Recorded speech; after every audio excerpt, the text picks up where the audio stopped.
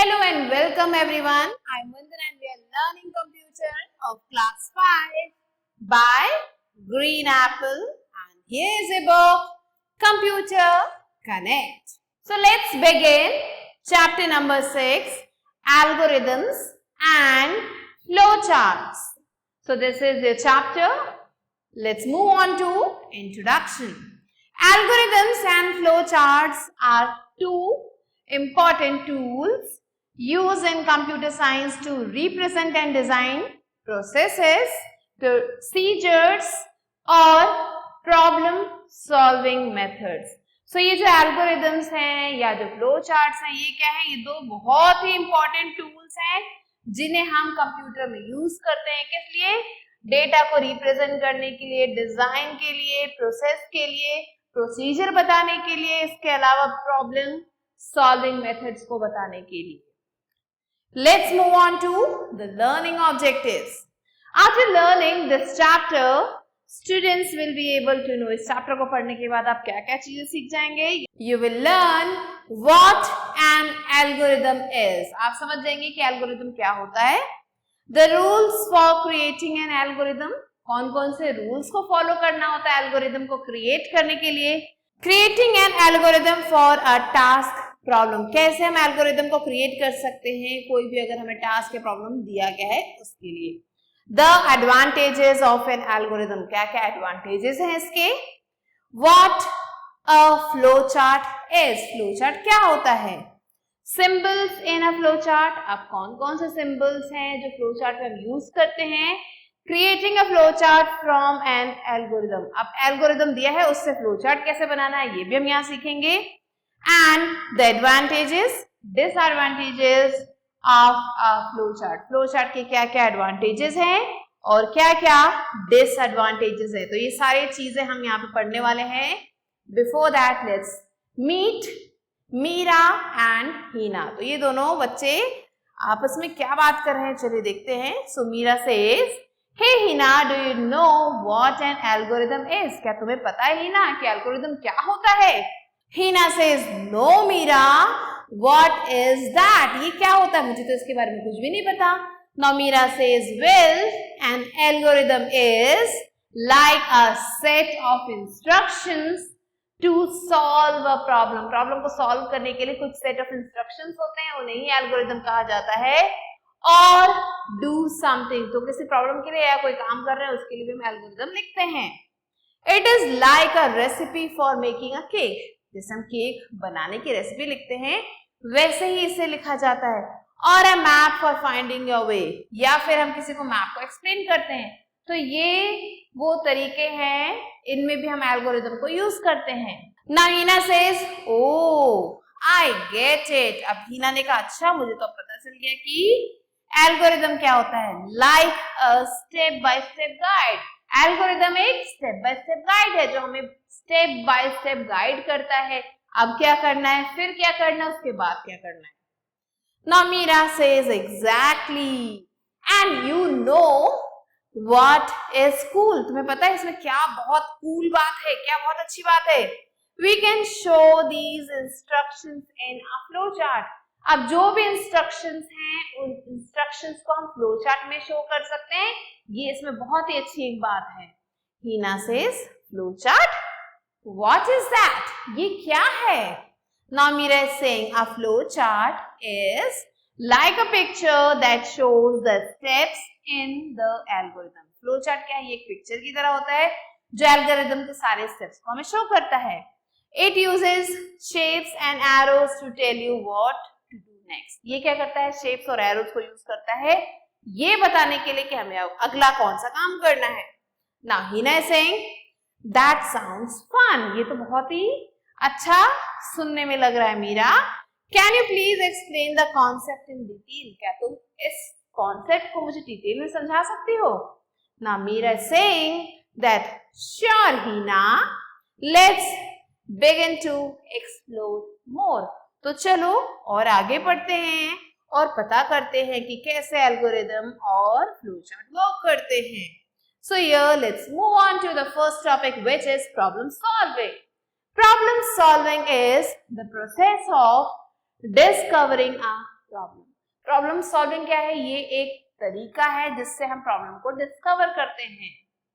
Developing step by step instructions for the discovered problem. अब problem तो पता चल गई, अब उसका सोल्यूशन ढूंढने के लिए हम क्या करेंगे? स्टेप बाय स्टेप जो है आगे बढ़ेंगे। And finally implementing it to get the desired output. और फिर इन सारे स्टेप्स को इम्प्लीमेंट करना ताकि हमें उस प्रॉब्लम का एक पर्टिकुलर सोल्यूशन मिल पाए। तो आगे बढ़ना, यही है problem solving. Algorithms. An algorithm is the step-by-step instruction given to the computer to solve a particular problem. Algorithm क्या है? ये एक step by step instruction है जो कंप्यूटर को दिया जाता है ताकि किसी भी प्रॉब्लम को सॉल्व किया जा सके। It is defined as a sequence of instructions which gives the desired result when executed। तो ये क्या है? ये एक सीक्वेंस है बहुत सारे इंस्ट्रक्शंस का, जिसे अगर स्टेप बाय स्टेप आगे फॉलो किया जाए तो हमें जो है एक डिजायर्ड रिजल्ट मिलेगा। An algorithm provides us with logical and structured way of solving the problem। Algorithm क्या करता है? हमें प्रोवाइड करता है एक लॉजिकल और स्ट्रक्चर्ड तरीका ताकि हम किसी भी प्रॉब्लम को सॉल्व कर सकें। To the computer means computer में हम किसी भी तरीके की प्रॉब्लम को सॉल्व कर सकें। The order of steps in an algorithm is very important to get the desired result. So यहाँ पे जब हम एल्गोरिथम को लिख रहे हैं तो एक पर्टिकुलर जो है ऑर्डर होना चाहिए स्टेप्स का, ऐसे नहीं कि कोई स्टेप कहीं भी हमने लगा दिया। सो एल्गोरिथम में जो ऑर्डर है स्टेप्स का वो प्रॉपर होना चाहिए, सीक्वेंस के अकॉर्डिंग होना चाहिए, तभी हमें desired result मिलेगा। Algorithms can be converted into high-level language programs. Then the computer can understand and execute to give us the desired result. So algorithm को हम क्या कर सकते हैं? Convert कर सकते हैं high level language में, जो कि कंप्यूटर इजिली समझ जाता है और उसके बाद हमें जो भी रिजल्ट है वो हमें दे देता है। To solve any problem, you need to analyze and understand the problem। तो अगर हम चाहते हैं किसी भी प्रॉब्लम का सोल्यूशन हमें मिल जाए तो हमें पहले उस प्रॉब्लम को एनालाइज करना होगा और फिर जो है उस प्रॉब्लम को समझना होगा। And then find the best solution to solve it। और फिर जो बेस्ट तरीका है उसे ढूंढना होगा ताकि हम उसे इजिली सॉल्व कर सके। Now the next topic is need for an algorithm. So algorithm की क्यों जरूरत है? Writing an algorithm is considered the very first step to solve any problem. So किसी भी प्रॉब्लम को सॉल्व करने के लिए सबसे ज्यादा जरूरी है कि पहले हम एल्गोरिथम को लिखें। Once the algorithm is ready we can perform the task by following the step by step instructions. अब एक बार जब एल्गोरिथम रेडी हो जाएगा तो हम स्टेप बाय स्टेप को फॉलो करेंगे और प्रॉब्लम का सॉल्यूशन ढूंढ लेंगे। If the algorithm is correct, the task will be performed correctly, otherwise not। अगर एल्गोरिथम सही होगा तो क्या होगा? जो टास्क है वो सही से परफॉर्म हो जाएगा, नहीं तो नहीं। So the purpose of using an algorithm is to increase the reliability, accuracy and efficiency of getting the desired result of the problem discovered। सो ये जो पर्पस है एल्गोरिथम का वो ये है कि जो भी प्रॉब्लम है उसको जो है सॉल्व किया जाए विथ रिलायबिलिटी के साथ, एक्यूरेसी के साथ और एफिशिएंसी के साथ, ताकि हमें जो प्रॉपर रिजल्ट चाहिए वो हमें मिल सके। Now there are some advantages of an algorithm. So first point says algorithms are the step-wise representation of the solution to a given problem। किसी भी प्रॉब्लम का ये एक स्टेप वाइज सोल्यूशन है which makes it easy to understand, जिसकी मदद से हम उस प्रॉब्लम को इजीली हम समझ सकते हैं और सॉल्व कर सकते हैं। Next, algorithms are not dependent on any other programming language. ये जो है दूसरे प्रोग्रामिंग लैंग्वेज पे डिपेंड नहीं करते। so it is easy to understand for anyone even without having any programming knowledge. तो इसको जो है कोई भी इंसान समझ सकता है, भले उस इंसान को प्रोग्रामिंग की नॉलेज हो या ना हो. तो ये काफी ज्यादा सिंपल है समझने में. Next, an algorithm works by following a definite procedure that is made up of inputs which helps in getting the desired result. So ये जो एल्गोरिदम है, इसे जो है ये कैसे काम करता है, ये एक डेफिनाइट प्रोसीजर से चलता है जिसमें क्या होता है, इनपुट को दिया जाता है और आउटपुट हमें एज अ रिजल्ट मिलता है. Each step in the algorithm has a logical sequence. जितने भी steps होते हैं एल्गोरिदम में उसका एक logical sequence होता है that makes it easy to debug it, जिसकी वजह से easily उसे हम debug कर पाते हैं. Now, fifth point is by using an algorithm, the problem can be broken down into smaller pieces or steps. तो एल्गोरिदम को यूज करके हम प्रॉब्लम को छोटे-छोटे स्टेप्स में तोड़ सकते हैं. This makes it easier for a programmer to convert it into an actual program easily. इससे क्या होगा, जो प्रोग्रामर है वो easily जो है कन्वर्ट कर सकता है actual प्रोग्राम को. So these are some of the advantages of algorithm. Now there is a tech tip given. So let's move on to tech tips. A logical sequence includes the sequence of instructions which are designed to be executed one after the other. So logical sequence की यहाँ पे बात बताई गई कि ये क्या होता है, ये होते हैं कुछ instructions जो एक sequence में लिखे हुए जाते हैं ताकि जो भी प्रोग्राम है हमारा वो इसलिए एग्जीक्यूट हो पाए एक के बाद एक. Now let's learn about the characteristics of an algorithm. So algorithm की कुछ characteristics भी है, क्या है, let's see. First one is the steps in an algorithm should be accurately defined. जो steps है वो accuracy के साथ लिखे हुए होने चाहिए. The results of each step is unique. हर एक स्टेप का जो रिजल्ट होता है वो यूनिक होता है and only depend on the input. और ये इनपुट पे डिपेंड करता है, मींस जैसा इनपुट देंगे वैसा रिजल्ट हमें मिलेगा. And the result of the previous steps. और जो हमने previous steps किए थे उसके अकॉर्डिंग हमको जो भी स्टेप है उसका जो है रिजल्ट मिलेगा. Next, the algorithm always stops only after a finite number of steps. जो एल्गोरिदम है वो एक फाइनाइट नंबर ऑफ स्टेप्स के बाद ही रुकता है. Fourth, the algorithm receives some input and then gives the output in return. Algorithm क्या करता है, ये इनपुट को रिसीव करता है और आउटपुट को देता है. Next, the algorithm clearly states that the input to be taken from the user processing to be performed and the output desired by the user. So जो algorithm है वो क्या करता है, वो clearly बताता है कि क्या input लेना है user से, कैसे उसको process करना है and कैसे हमें output देना है user को. So these are some of the characteristics of algorithms. Now let's move on to creating an algorithm. अब हमने उसके सारी चीजें पढ़ ली, क्या क्या उसके ड्रॉबैक्स हैं, क्या क्या उसके एडवांटेजेस है, क्या क्या उसके कैरेक्टरिस्टिक्स है. अब हम पढ़ेंगे कैसे हम एल्गोरिथम को क्रिएट कर सकते हैं.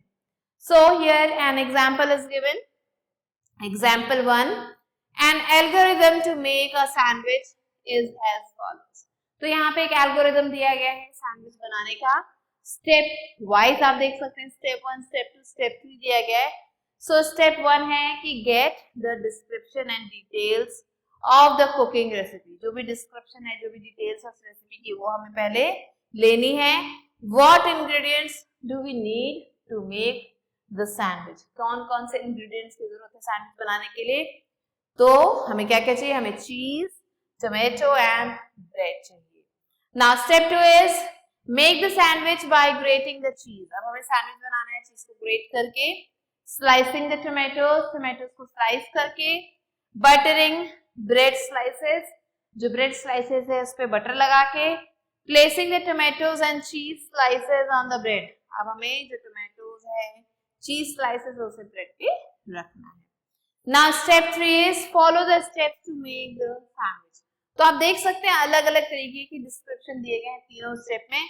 अब थर्ड स्टेप में हम पढ़ेंगे कि क्या है वो प्रोसीजर जिसकी मदद से हम सैंडविच को बना सकते हैं।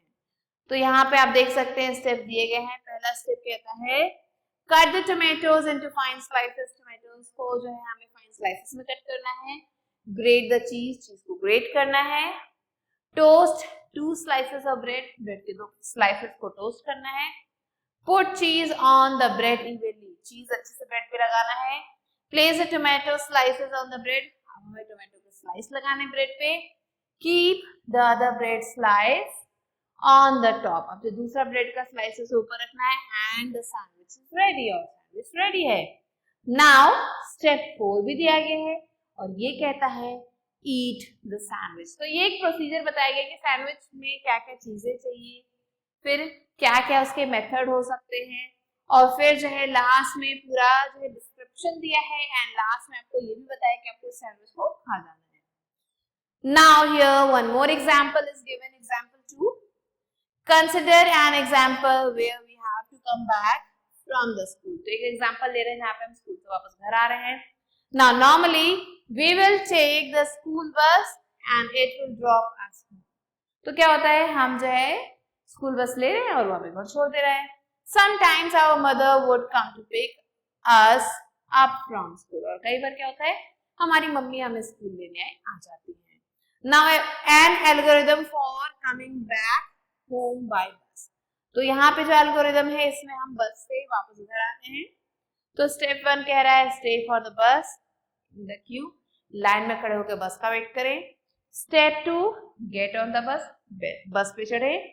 Step 3 get down at the bus stop पे उतरे. And step 4 is walk down to the house, और घर तक पहुंच जाए.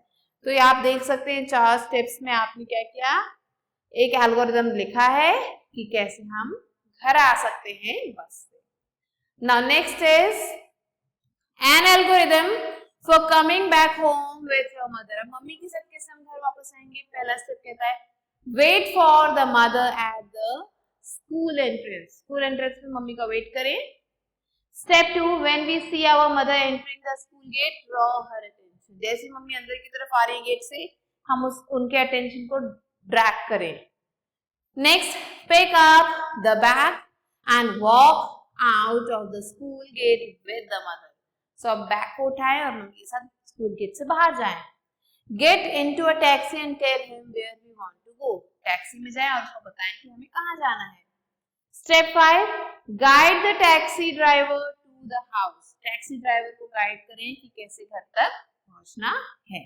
सो ये थे स्टेप्स कैसे हम अपनी मम्मी के साथ स्कूल से घर वापस आ सकते हैं. Now let's move on to tech tips. Sometimes in an algorithm we need to follow a different set of steps. कई बार क्या होता है एल्गोरिदम में हमें कुछ और स्टेप्स को फॉलो करना पड़ जाता है बेस्ड ऑन अ कंडीशन और रिपोर्ट. कैसा कंडीशन है, क्या रिपोर्ट है, उसके according. Certain steps till the condition is met. तो कई बार जो क्या होता है कई स्टेप्स चेंज हो जाते हैं जब तक कंडीशन मीट ना हो. नाउ यहाँ पे आप देख सकते हैं example 3 is given. An example of an algorithm for printing numbers from 1 to 20 is as follows. तो हमें क्या करना है, क्वेश्चन है कि हमें 1 से लेकर 20 तक के जो नंबर हैं उन्हें प्रिंट करना है. उसके लिए एल्गोरिदम लिखना है. तो क्या हम करेंगे, स्टेप 1 कहता है store an initial value of 1 in x. x में जो है 1 की वैल्यू डाल दे. Now step 2 is increase the value of x by 1. अब जो x की वैल्यू से एक करके इंक्रीज करना है. नाउ स्टेप 3 है प्रिंट x. x को प्रिंट कर दे. नाउ स्टेप 4 कह रहा है if the value of x is less than 20. अगर वैल्यू x की जो है 20 से कम है then repeat the last 2 and 3. Otherwise go to step 5. अगर जो है वैल्यू 20 से कम है तो स्टेप नंबर 2 और 3 को रिपीट करें, नहीं तो क्या करें स्टेप नंबर 5 पे जाएं. अब स्टेप नंबर 5 क्या है, स्टेप नंबर 5 कह रहा है स्टॉप. तो ऐसे क्या हुआ, हमारा जो भी एल्गोरिदम है वो प्रिंट हो जाएगा. 1 से लेकर 20 तक के नंबर्स प्रिंट हो जाएंगे. Now here an activity is given. Activity 1 write an algorithm to send an email to your friend. आपको एक एल्गोरिदम लिखना है जिसमें आप क्या कर रहे हो, अपने फ्रेंड को एक ईमेल भेज रहे हो। Now so this was all about algorithm. Let's move on to flow charts. चलिए पढ़ते हैं फ्लो चार्ट्स क्या है। We can also show the steps of an algorithm in a diagrammatical format. So हम जो steps हैं एल्गोरिदम को उसको एक डायग्राम के फॉर्म में हम दिखा सकते हैं। The graphical और pictorial form of an algorithm is called the flowchart. So ये जो डायग्राम के फॉर्म में हम एल्गोरिदम को शो करते हैं या पिक्चर के फॉर्म में हम एल्गोरिदम को शो करते हैं, इसे हम फ्लोचार्ट कहते हैं। A flowchart provides the detailed picture of the flow of steps in an algorithm. Flowchart क्या करता है, ये जो भी हमारे steps है उन्हें एक डिटेल पिक्चर के फॉर्म में फ्लो के रूप में हमें दिखाता है।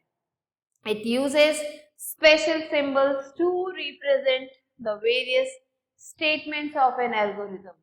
So ये क्या करता है, अलग अलग तरीके के सिंबल्स का यूज करता है हमारे जो भी एल्गोरिदम में जो भी स्टेटमेंट्स हैं उनको शो करने के लिए।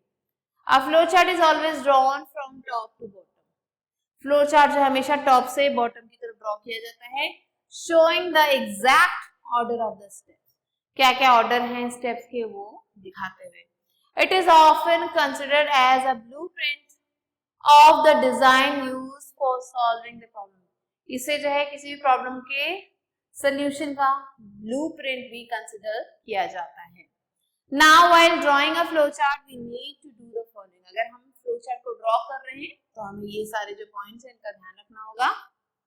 Identify the inputs and outputs. क्या इनपुट्स हैं क्या आउटपुट्स हैं, इन्हें पहले हमें समझना होगा। Identify the steps of the process. जो स्टेप्स हैं उन्हें पहले समझना होगा। Now draw the flowchart using appropriate symbols. अब जो भी सिंबल्स हैं फ्लोचार्ट से रिलेटेड, अब उन्हें यूज करके हमें इजीली जो है फ्लोचार्ट को बनाना है। Now let's learn about flowchart symbols. So there are some symbols of flowchart. In a flowchart, each operation is represented using a specific geometrical symbols. So flowchart में जितने भी ऑपरेशंस किए जाते हैं, जितना भी काम किया जाता है, उसमें जो है स्पेसिफिक ज्योमेट्रिकल सिंबल को यूज किया जाता है। मींस एक तरीके का सिंबल उस पर्टिकुलर तरीके के काम को ही करेगा। These symbols are connected to each other by using arrow lines. अभी जितने भी सिंबल्स हैं इन सबको एरो लाइंस की मदद से कनेक्ट किया जाता है। To show the flow of the sequence, जो कि बताता है कि ये जो सीक्वेंस है फ्लो का वो कैसा है। So it shows the flow of sequence of operations.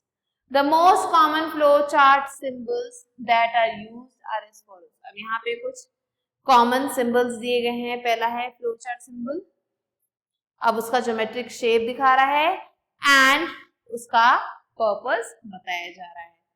तो फ्लो चार्ट सिंबल है ellipse, this is the shape and इसे हम स्टार्ट या फिर एंड बॉक्स के नाम से जानते हैं। It is used to indicate the starting और ending point of the process. जो भी प्रोसेस है उसके स्टार्टिंग और एंडिंग पॉइंट को ये सिंबल बताता है। It is used at the beginning and end of the flow chart. इसे या तो बिगिनिंग में हम यूज करते हैं फ्लो चार्ट के या फिर एंड में। Next is parallelogram, this is the picture. इसे हम इनपुट और आउटपुट बॉक्स के नाम से भी जानते हैं। It represents the input and output of the process. जो भी इनपुट और आउटपुट है प्रोसेस का ये उसको शो करता है।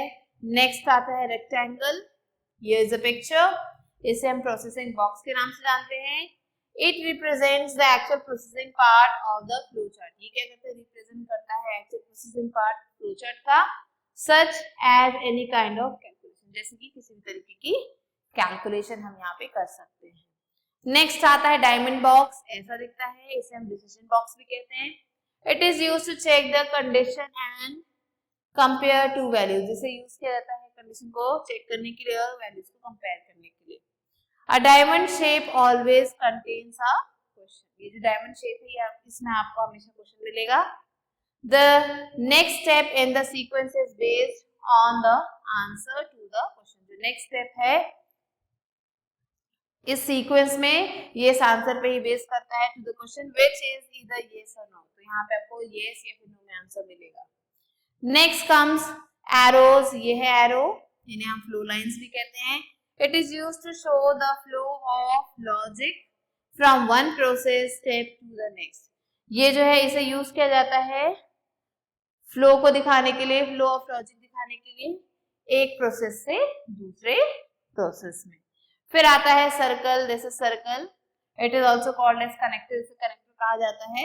It is used to show the continuation of the flow chart from one page to another. Means एक पेज खत्म हो गया, दूसरे पेज में जाना है तो हम क्या करते हैं, ये वाला सिंबल बनाते हैं जो ये बताता है कि जो फ्लो चार्ट अभी खत्म नहीं हुआ और ये अभी कंटिन्यूएशन में चल रहा है। Now let's learn about the rules for drawing a flow chart. कैसे हम कौन कौन से रूल्स को फॉलो करते हैं फ्लो चार्ट को ड्रॉ करने के लिए। So some of the rules to be followed while drawing a flow chart are given below. कुछ रूल्स दिए गए हैं, क्या है चलिए देखते हैं। फर्स्ट है the requirements for drawing the flow chart should be listed out in the logical order. Means जो भी चीजें हैं फ्लो चार्ट को बनाने के लिए वो एक प्रॉपर लॉजिकल ऑर्डर में होनी चाहिए। Every flow chart should have starting and ending point. हर एक फ्लो चार्ट में आपको स्टार्टिंग और एंडिंग पॉइंट होना चाहिए। They are represented by a starting symbol and stop symbol. So ये जो स्टार्ट सिंबल और स्टॉप सिंबल से रिप्रेजेंट किए जाते हैं। Third one, the decision box has only one entry point. Decision box इसमें सिर्फ एक एंट्री पॉइंट है बट टू एग्जिट पॉइंट्स, लेकिन इसमें दो एग्जिट पॉइंट्स हैं। One exit point shows the true condition, एक जो एग्जिट पॉइंट है वो ट्रू कंडीशन दिखाता है and other shows the false condition, और दूसरा जो है फॉल्स कंडीशन को शो करता है in the flow chart. Next fourth one, the normal direction of the flow in any flow chart is from top to bottom or left to right. So जो direction होता है flow का flow chart में वो या तो top से bottom तक होता है या फिर लेफ्ट से राइट की तरफ होता है।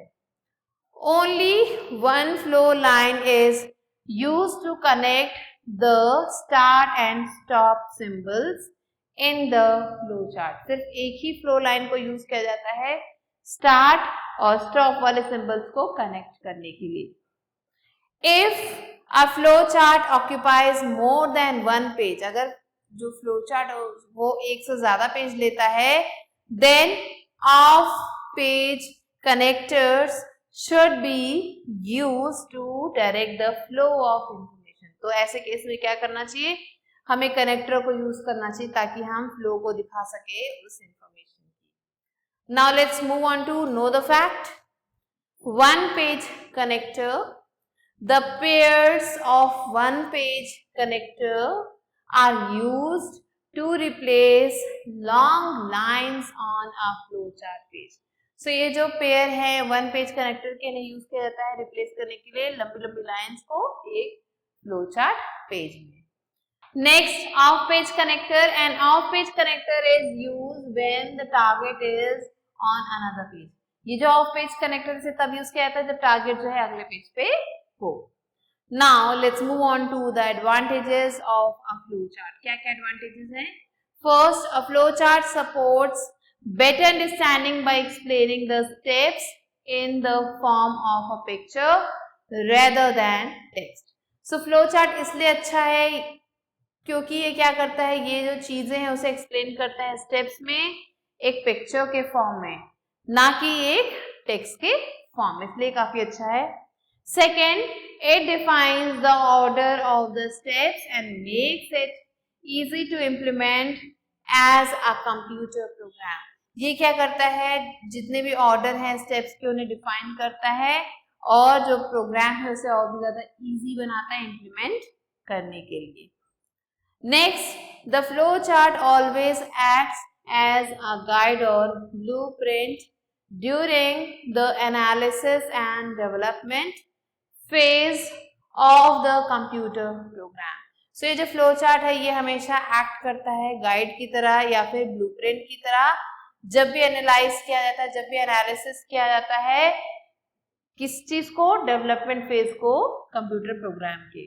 Next, the flow chart always helps to analyze the problem in a more efficient way. जो फ्लो चार्ट है वो क्या करता है, हेल्प करता है प्रॉब्लम को एनालाइज करने में काफी अच्छी तरीके से। Now there are some disadvantages also of a flow chart. क्या क्या डिसएडवांटेजेस हैं? Many a time the logic of the program becomes too complex. कई बार क्या होता है, जो लॉजिक है प्रोग्राम का वो काफी ज्यादा कॉम्प्लेक्स हो जाता है। इन सच अ केस, ऐसे केस में क्या होता है, the flow chart looks long and difficult to understand. ऐसे केस में क्या होता है, जो फ्लो चार्ट है वो काफी ज्यादा लंबा हो जाता है, समझने में काफी ज्यादा मुसीबत आती है। Next, when the program needs changes, जब भी प्रोग्राम को चेंजेस चाहिए होते हैं, its flow chart needs to be redrawn completely. तो ऐसे केस में क्या होता है, उसका वो जो फ्लो चार्ट है उसे फिर से बनाना पड़ता है। Next third step is it is quite costly to produce and difficult to use and manage any programming language. So किसी भी प्रोग्रामिंग लैंग्वेज को प्रोड्यूस करना काफी ज्यादा कॉस्टली हो जाता है और मैनेज करना काफी ज्यादा मुश्किलों भरा हो जाता है। ऐसे प्रोग्रामिंग लैंग्वेज को जो क्या करता है, हेल्प करता है डेवलप करने में किसी भी प्रोग्राम को। Now let's see here one example is given. Example 1, an algorithm and a flowchart to find the sum of two numbers is as follows। तो यहाँ पे एक एल्गोरिथम दिया गया है, फ्लोचार्ट दिया गया है, दो नंबर्स का सम निकालना है। सो यहाँ पे आप देख सकते हो दिस इज योर एल्गोरिथम। पहले स्टार्ट करना है, फिर accept the value of first number and store in A. Now accept the value of second number and store in B. A की वैल्यू, बी की वैल्यू। नाउ क्या करना है, add the values in A and B and store the result in sum. Now display the value in sum and then stop. तो ये है algorithm. अब इससे रिलेटेड आप देख सकते हैं, फ्लो चार्ट है आपके सामने। स्टार्ट पे गए, read A, read B, sum A plus B, print sum, stop. तो ये था एल्गोरिथम और ये है हमारा flow chart related to this question. Now let's move on to explanation.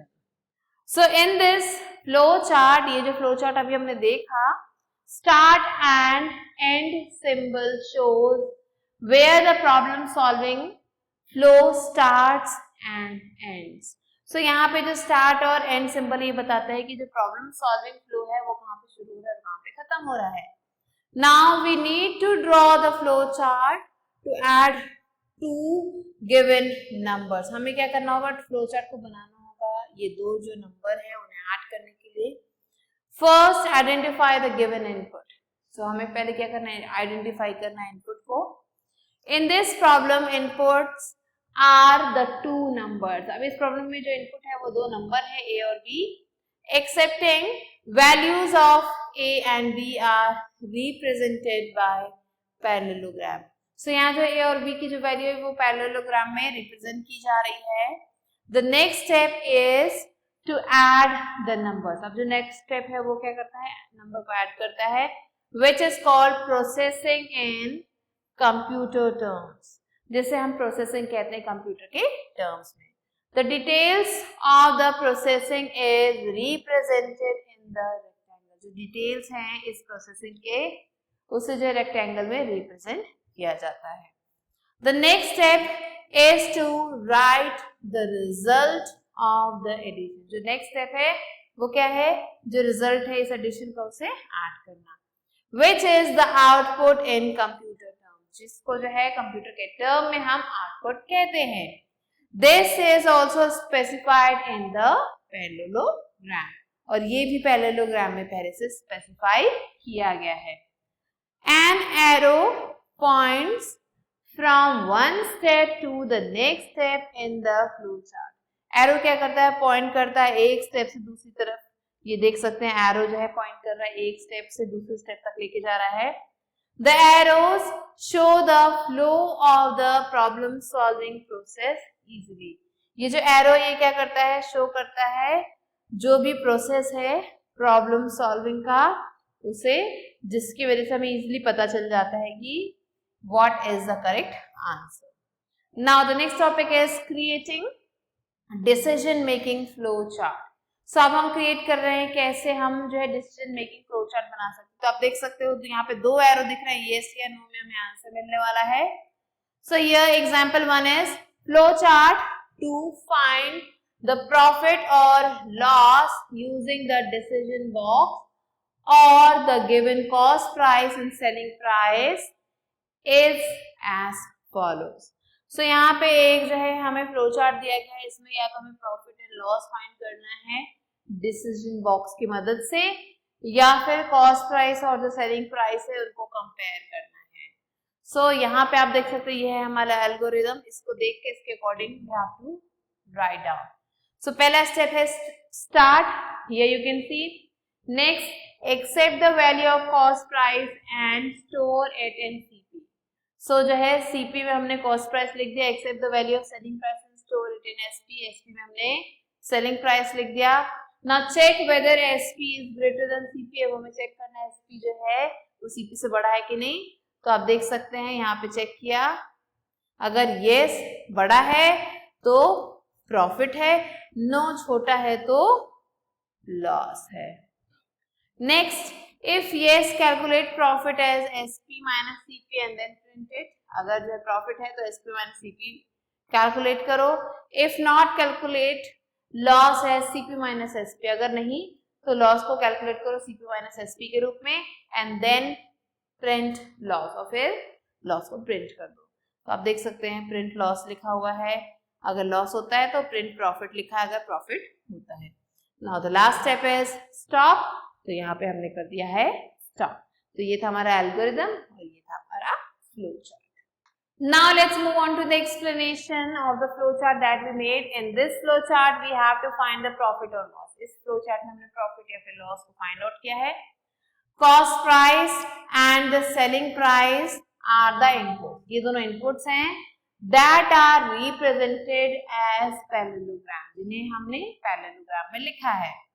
Now in the next step, the selling price is compared with the cost price. अब अगले step में क्या हुआ, सेलिंग प्राइस को हम कॉस्ट प्राइस से compare कर रहे हैं to find out which of these is higher, ताकि हम जान सकें कि कौन सा इनमें से बड़ा है।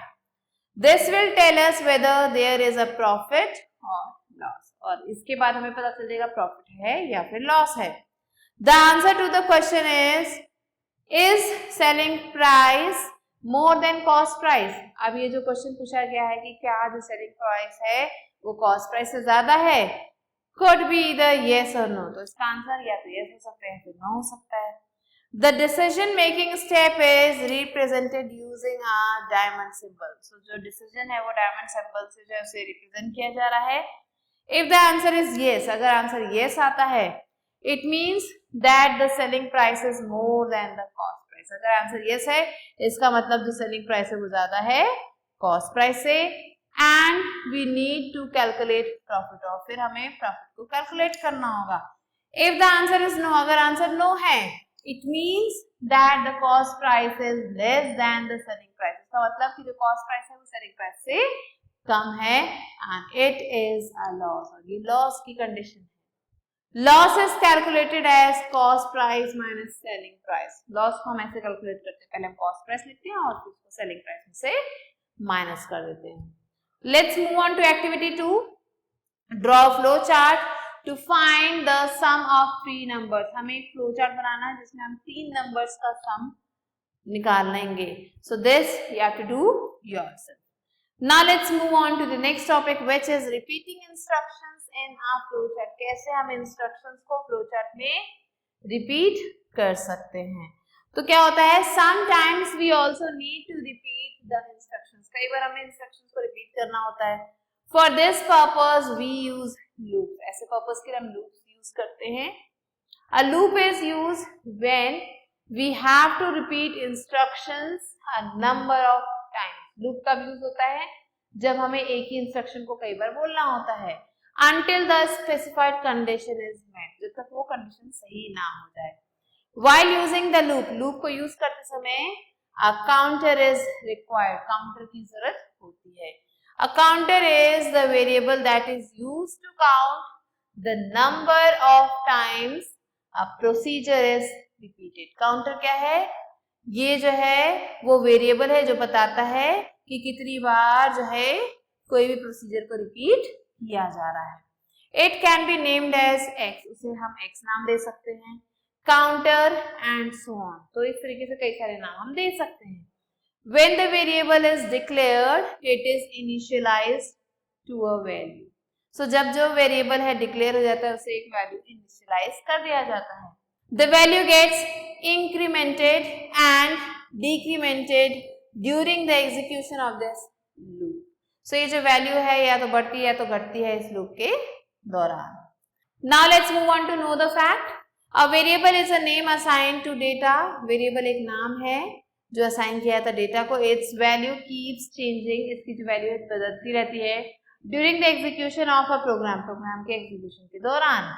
It is incremented and decremented as per the requirement, requirement के अकॉर्डिंग ये घटते और बढ़ते रहते हैं।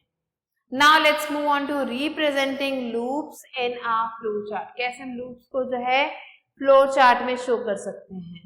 To represent a loop in the flow chart, अगर आप लूप को रिप्रेजेंट करना चाहते हैं फ्लो चार्ट में, if the condition is true, अगर कंडीशन ट्रू है, the flow line will go back to the decision box after executing the instructions.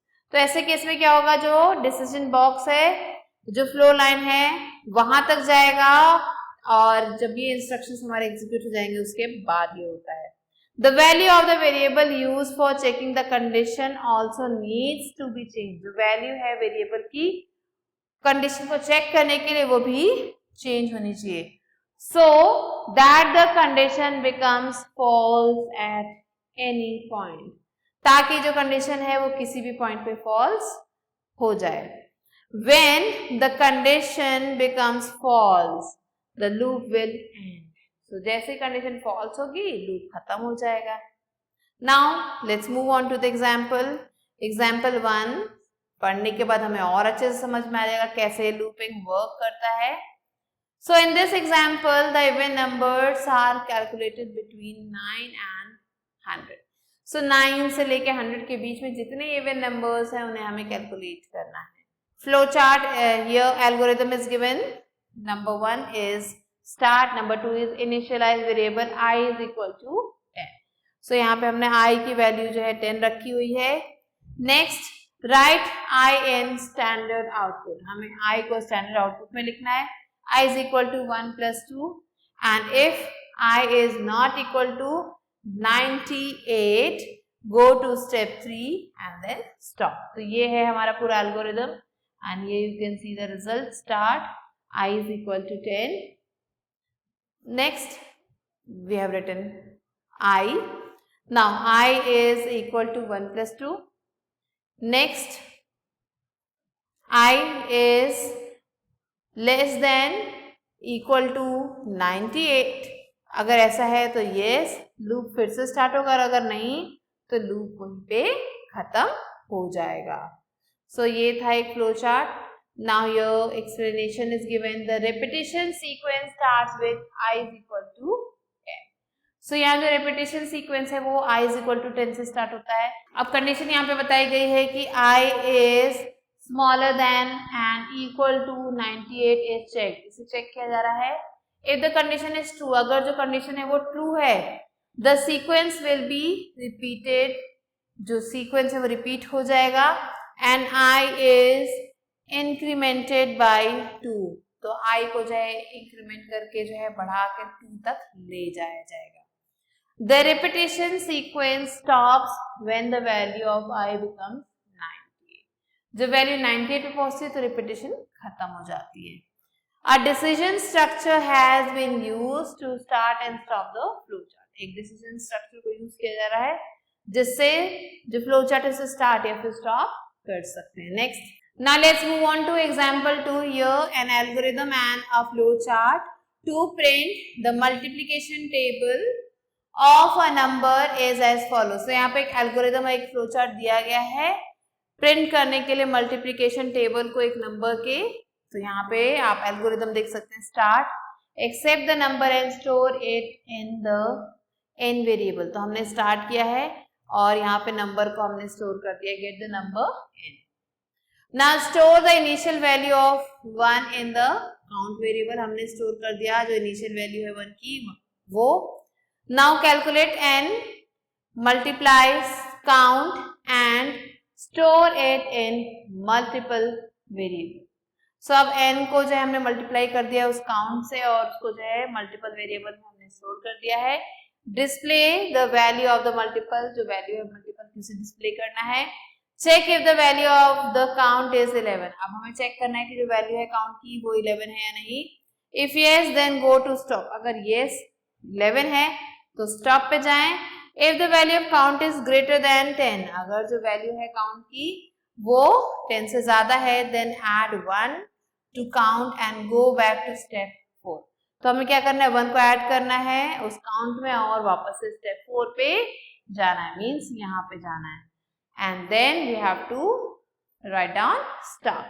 So here you can see count 1 यहाँ पे रखा गया है, मल्टीपल जो है n मल्टीप्लाई काउंट किया गया है, डिस्प्ले किया गया है मल्टीपल को. अगर जो है काउंट जो 11 है तो स्टॉप कर दो, और अगर 11 नहीं है तो ऐड करना है 1 उसमें और फिर से जो हमें स्टेप 4 पे जाना है. तो ये है हमारा flow chart. Now let's move on to the explanation. In the above example, the repetition sequence starts with count is equal to 1. So ये जो ऊपर एग्जाम्पल दिया गया है इसमें जो repetition sequence है इसको जो है count 1 से स्टार्ट किया गया है.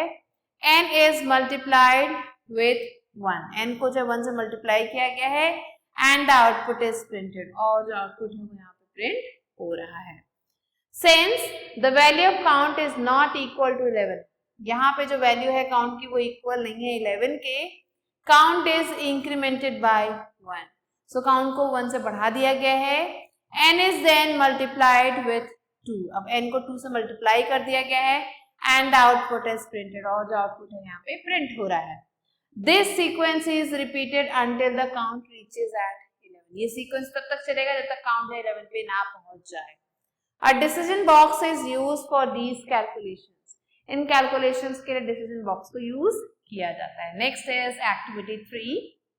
Right an algorithm and draw a flow chart to print any sentence 10 times. किसी भी एक सेंटेंस को लिख दें और उसको 10 टाइम प्रिंट करने का एक आपको एल्गोरिथम और फ्लो चार्ट ड्रॉ करना है. Use decision structure 100. हमें यहाँ पे जो डिसीजन स्ट्रक्चर 100 है उसे यूज करना है.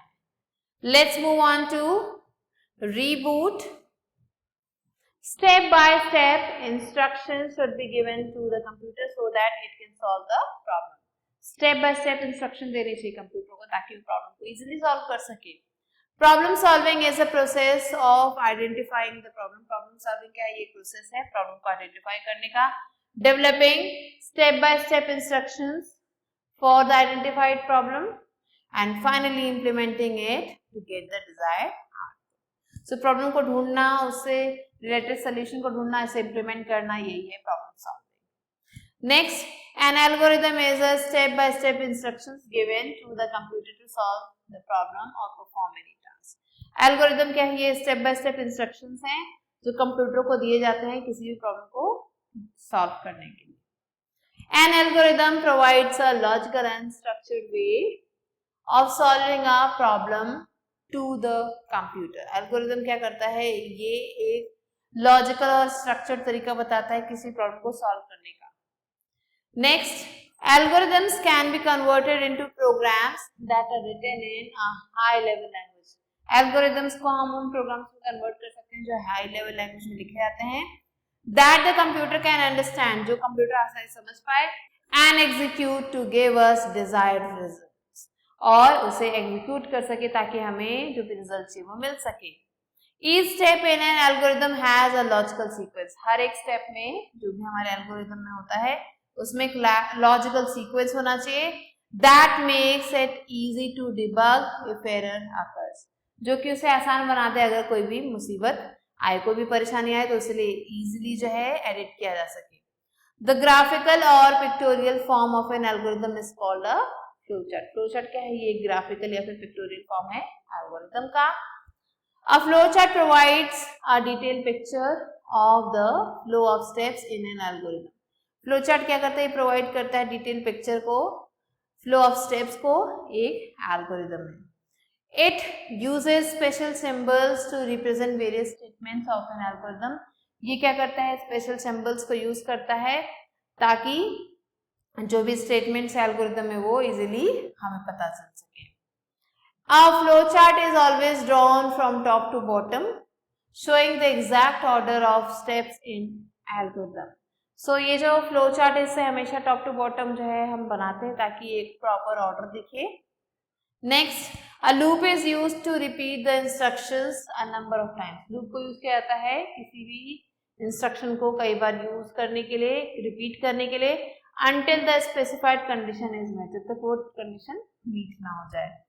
To represent a loop in a flow chart, अगर आप लूप को रिप्रेजेंट करना चाहते हैं फ्लो चार्ट में, if the condition is true, condition अगर ट्रू हुई, the flow line goes back to the decision box. जो फ्लो लाइन है वो डिसीजन बॉक्स में चले जाते हैं आफ्टर एग्जीक्यूटिंग द इंस्ट्रक्शंस को एग्जीक्यूट करने के बाद. Now let's move on to let's go, which is a book exercise. And here a exercise is fill in the blanks with the help of the words given in the box. So here a box is given, you have to use this box and fill in the blanks. First one is the algorithm always stops after a finite number of steps. Second, the decision box has only one entry point and two exit points. Third one, an algorithm is a step-by-step instruction given to the computer to solve a problem or perform a task. Fourth one, the flow line are used to direct the flow of information in flowchart. Fifth one, a loop is used to repeat the instructions. Now let's move on to B part, which is right, true or false. First one is algorithms are the stepwise representation of the solution to a given problem. Yes, true. Second one, an algorithm is a logical structure of solving the problem to the computer. True again. Third one, an algorithm does not take any input or produce output. This one is false. Fourth, a flowchart does not provide a detailed flow of data. False again. And the fifth one is a flowchart is drawn from bottom to top. So this one is also false. So these are the answers to true or false. So let's move on to see exercise, which is take the right answer. Here the first one is a dash provides a detailed picture of the flow of steps in an algorithm. Loops, flowchart, symbols, or none of the above. So here the correct answer is flowchart. Second one, the usual direction of the flow of a procedure or system is left to right or top to bottom, only left to right, right to left or bottom to top, or left to right or bottom to top. So here the correct answer is left to right or top to bottom. Third one, which shape is used to show the decision making step in a flowchart? Rectangle, ellipse, diamond, or flow lines. So here the correct answer is diamond. Now let's move on to question number 4. In a flow chart, the box has only one entry point but two exit points. Start, output, input, decision. Correct answer is decision. Now fifth one is dash represents the input and output of the process. Rectangle, diamond, parallelogram, or circle. So the answer is parallelogram. So these are the answers that you have to mark and you have to do the rest of the questions yourself. With this, we have completed the chapter. I hope you understood it. I will be meeting you soon with a new video and a new chapter. Till then, stay tuned and thanks for watching.